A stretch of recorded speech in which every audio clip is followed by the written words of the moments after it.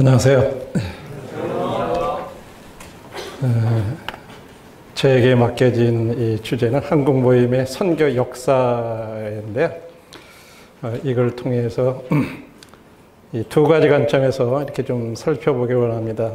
현재 열린길 선교를 후원하고 있는 열린길 선교 후원회가 어떻게 시작이 됐고 어떤 일들을 하고 있는지 하는 것과 그다음에 한국 모임의 선교가 언제 어떻게 시작했는지 이런 부분들에 대해서 말씀을 드리는데, 이 배너에 보시면 오픈 웨이 미셔너리 서비스 커미티라 이렇게 되어 있는데, 사실은 오픈 도어 미셔너리 서비스 커미티였어요. 근데 이제 영어는 그냥 OMSC라고 이렇게 쓰는데, 그 이유가 원래는 출발이 열린길 선교 후원회가 몇 년에 시작됐는지 아시는 분 계세요? 네, 열린 문 선교 후원회라고 아마 생각을 하셔야 맞을 거예요. 네, 열린 문 선교 후원회가 몇 년도에 시작됐는지 혹시 여러분 중에 아시는 분 계세요? 또 한국 모임의 선교는 몇 년도, 언제 시작되었다, 이렇게 아시는. 네. 첫 번째 질문. 열린길 선교 후원회가 언제 시작됐는지 아세요? 97년? 예?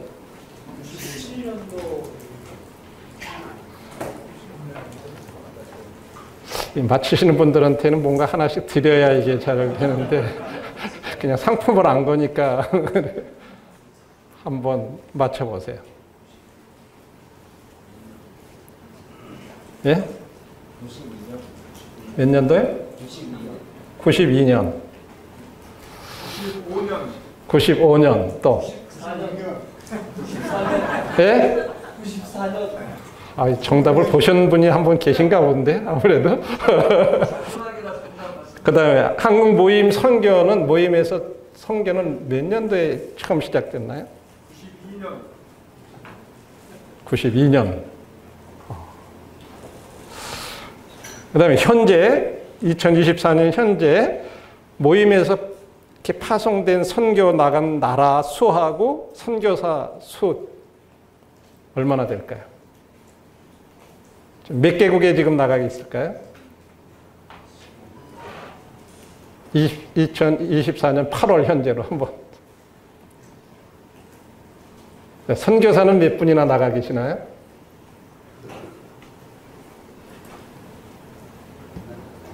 그 다음에 2023년까지를 끊어서 말까지 돌아오신 선교사님들은 몇 분이나 되시는지. 우리들이 이제 이런 것들에 대해서 사실은 뭐 그렇게 크게 신경을 안 쓰면 그런 숫자까지는 사실은 거의 모르는데, 아마 이런 부분들을 오늘 다시 한번 생각해 보면 좋은 기회가 되었으면 좋겠습니다. 열린 선교 후원회는요, 1994년도에 이렇게 열린 문 선교 후원회라고 이렇게 설립이 됐습니다. 그래서 원래는 저희들 모임에 어떤 이런 법인체가 없었기 때문에 이 교계에 있는 사단법인 한선협이라 해서 한국기독교 선교단체 협의회라 하는데 이렇게 가입, 그쪽에 소속으로 있었습니다. 그렇게 하다가 한국독립교회 선교회 연합회라고 하는 것이 생겨서 그쪽으로 이렇게 옮겨서 그 소속으로 있었습니다. 그런데 2019년 11월 달에 저희들이 열린길 선교 후원회로 이렇게 개칭을 하게 됐는데, 거기에는 좀 이유가 있습니다. 원래 저희들이 한독 선연 산하의 단체로 이렇게 있었는데, 저희들 교회 중에, 지역 교회 중에 한독 선연에 가입을 하기 위해서 서류를 제출을 하라고 그랬는데, 거기에 뭐 대표자 증명, 재직 증명을 열린 문 선교회원에서 띄워줬어요. 근데 그게 어디로 들어갔냐면 한독 선연으로 들어갔어요. 그러니까 그쪽에서 볼 때 이건 뭐야? 왜 열린 길에서 열린 문에서 이런 서류를 발행을 해줘? 이건 월거냐? 이래가지고 그것이 문제가 돼가지고 어떻게 보면 거기서 더 이상 회원이 될 수가 없었어요. 그래서 이제 저희들이 열린 길이 법적으로 어디 속할 수 있는 길이 없어졌어요. 그래서 우리 자체적으로 2020년에 이제 초부터 이렇게 시작을 해가지고 한 6개월 정도 거쳐가지고 우리 모임 자체에서 한국 기독교의 선교회라고 하는 한기선이라고 하는 이런 사단법인을 설립을 했습니다. 이제 이렇게 해서 지금 열린길 선교 후원회는 한기선 우리 모임에 있는 사단법인 하에 이런 게 있는데 똑같아요. 사단법인 한독선연이나 한기선이나 법적으로 국가에 똑같은 그런 기관이에요.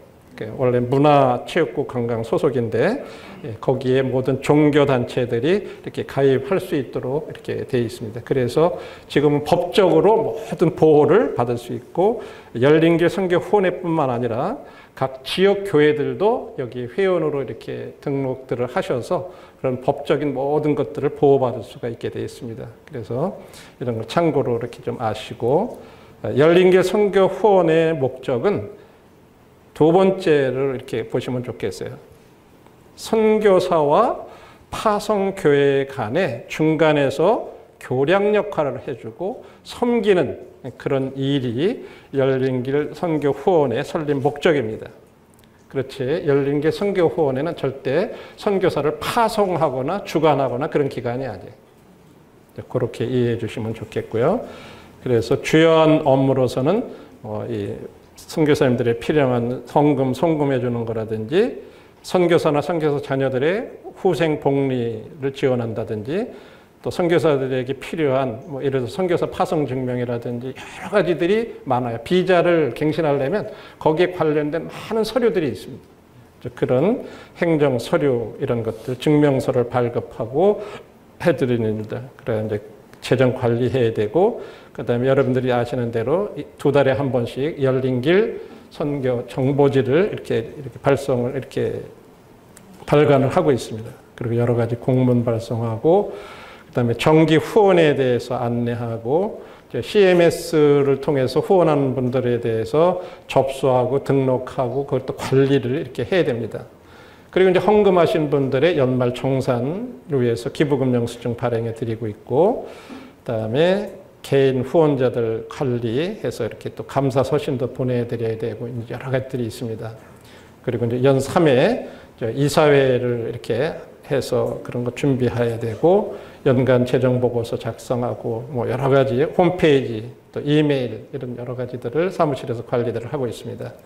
이제 몇 가지만 대표적인 거를 이제 현직 선교사들의 후생 복리로는 처음에 그 파송됐을 때 현지에 가서 정착하실 수 있도록 정착금으로 이렇게 정착금들을 지원하고 있고 그 다음에 이제 선교지에서 다른 지역으로 아주 이렇게 옮겼을 때 이런 사역지 변경할 때 그 이사비를 지원을 합니다. 이건 이제 최근에 이렇게 신설된 거예요. 그래서 아마 이런 혜택을 못 보신 분들도 있을 거예요. 이미 은퇴 선교사들 중에 그런 분이 계신지 모르겠는데 그런 것들도 좀 있습니다. 그 외에도 예를 들어서 장례 지원하는 것들, 선교사 부부가 소천됐을 경우에 이제 이런 조의금이라든지 근조조환 보내드리고 또 선교사 부모님들이 부부의 부모, 그러니까 뭐 장인, 장모도 포함되는 거죠. 이런 분들이 소천했을 때 간단하게 이제 조의금 이렇게 보내고 있습니다. 그 외에도 선교사님들이 아프실 때, 또 선교사 자녀들이 아플 때, 입원했을 때와 통원 치료할 때 이런 의료 지원비를 제공하고 있고, 그다음에 자녀들이 이제 대학교를 들어가게 되면 처음에 입학할 때 입학금하고 이제 2학년 올라갈 때 또 이렇게 장학금들을 지원을 하고 있습니다. 여기 이제 선교사 자녀들까지도 올해부터 이제 좀 포함이 됐는데 선교사 자녀들이 어디가 갑자기 아파가지고 선교지에서 입원을 해야 된다든지 치료를 해야 된다든지 그럴 때도 이렇게 거기에 선교사들에게 준해서 이렇게 복리 후생으로 지원을 하고 있습니다. 뿐만 아니라 사역적으로도 예를 들어서 선교지에서 예배당을 짓고 헌당식을 한다. 그럴 때 이제 헌당식 지원하고 있고, 그다음에 선교사 파송하고 나면 여기 지금 2년이라고 했는데 4년 동안 1년에 4번 분기별로 4년 동안 50만 원씩 이렇게 좀 지원을 해서 처음에 가서 이렇게 정착할 수 있도록 이렇게 후원들을 하고 있습니다. 그래서 이제 선교 후원 사역에 동참하는 방법은 첫 번째 제일 중요한 거는 기도로서 이렇게 좀 후원해 주시는 일이고요.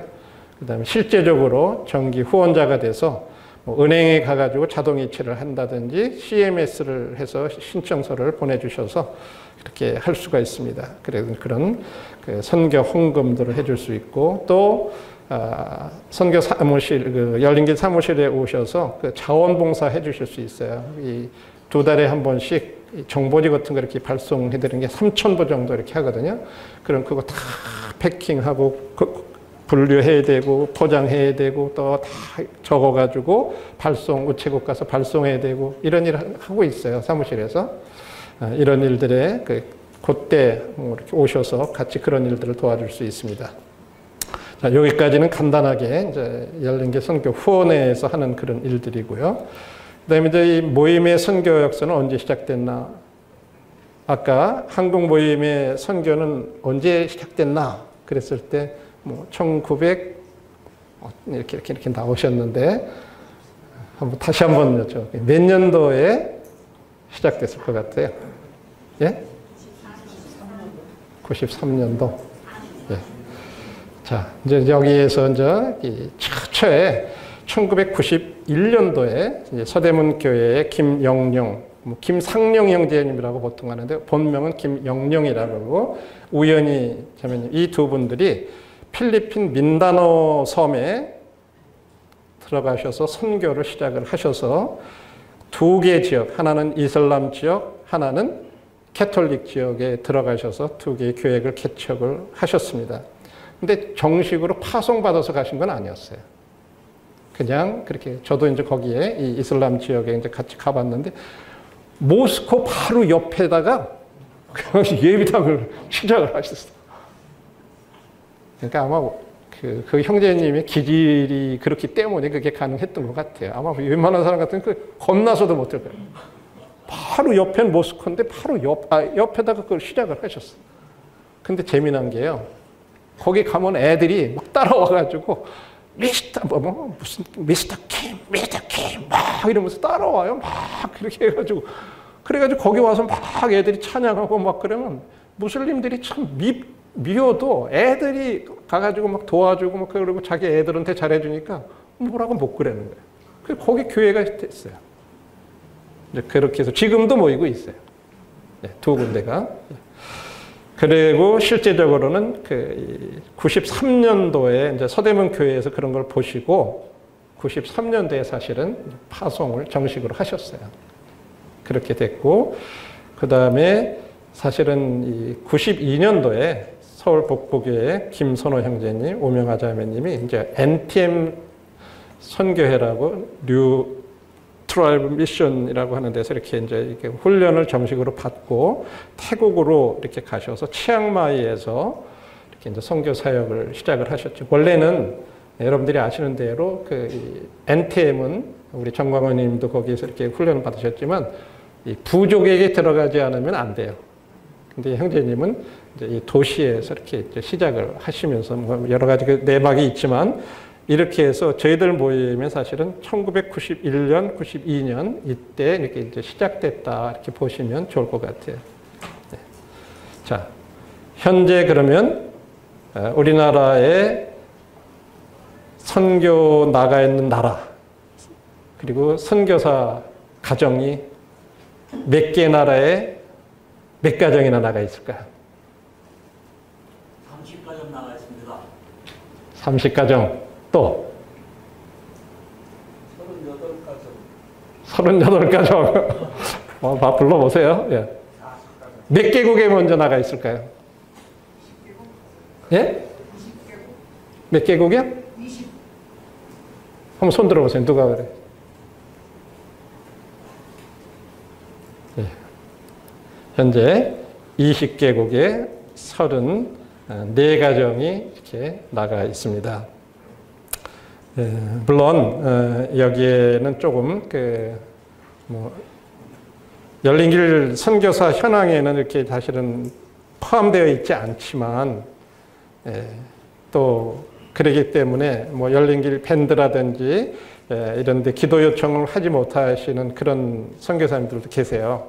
왜냐하면 지역교회가 그런 부분들에서 견해를 달리하기 때문에 굉장히 파송은 돼 있는데 이제 그런 분들까지 다 포함하고 일부는 또 그렇지 못한 분들이 계세요. 그래서 이게 이제 현재 선교지별 선교사 현황인데 조금 아마 잘 안 보이실 거예요. 그냥 참고로 나중에 이렇게 좀 보시고요. 그다음에 현재 2023년 말 현재 은퇴 선교사는 몇 분이나 될까요? 여기 이제 은퇴 선교사님들이 이렇게 와 계신데 몇 가정이나 돌아오셨을 것 같아요?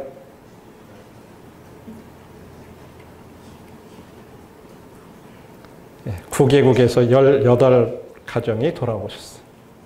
왜 이 말씀을 드리냐 하면 지금 초기에 그렇게 이제 많이들 나가셨는데 벌써 우리나라도 이렇게 돌아오고 있는 현상이 많이 돌아오셨어요. 그런데 나간 분들이 없어요. 나가는 분들이요. 이게 오늘 이와 같은 컨퍼런스를 하는 주 이유 중에 하나예요. 다시 한번 우리가 이제 이러다 보면 맥이 끊길 거예요. 열정이 식어지게 돼요. 그런데 여러분들 우리에게 아직까지 이와 같은 것이 있다고 하는 것이 참 감사하고 누군가 계속 이를 위해서 기도하셔야 될 거라고 생각합니다. 그래서 여기 이것이 은퇴 선교사 현황입니다. 몇 년도에 이렇게 은퇴를 하셨는지 하는 그런 정리된 그런 자료들입니다. 자, 여기까지가 현재까지의 우리나라 모임의 그런 선교 역사입니다. 예, 감사합니다.